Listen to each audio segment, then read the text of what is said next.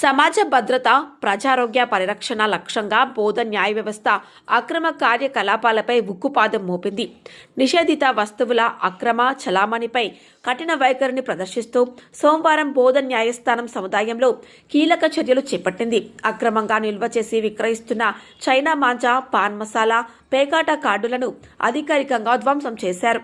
బోధ న్యాయశాఖ ప్రత్యేక జ్యుడిషియల్ మెజిస్ట్రేట్ ద్వితీయ శ్రేణి విశ్రాంత ముఖ్య పరిపాలనాధికారి శేషతల్పాసాయి ఆధ్వర్యంలో న్యాయ ప్రక్రియలు పూర్తయ్యాక నిషేధిత వస్తువులను కాల్చివేశారు. ప్రజారోగ్యానికి తీవ్ర హానికరమైన పాన్ మసాలా, ప్రాణాంతక ప్రమాదాలకు దారితీసే చైనా మాంజా, అక్రమ జూదాన్ని ప్రోత్సహించే పేకట కార్డులు సామాజిక శాంతి భద్రతలకు పెనుముప్పుగా మారుతున్న నేపథ్యంలో ఈ చర్యలు ప్రాధాన్యత సంతరించుకున్నాయి. ఈ చర్య అక్రమ వ్యాపారంలో పాల్గొనే వారికి గట్టి హెచ్చరికగా మారనుందని అధికారులు పేర్కొంటున్నారు. భవిష్యత్తులో బోధన పరిధిలో నిషేధిత వస్తువులపై మరింత కఠిన చర్యలు తీసుకుంటామని న్యాయశాఖ స్పష్టం చేసింది.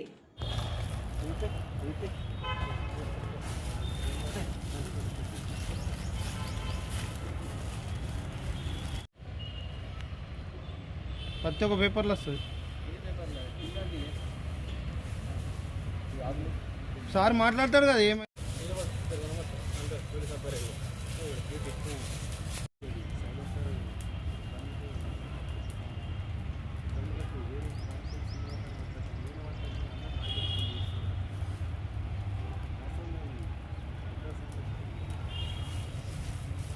వండుతారు కాదు అయితే దాంతోనే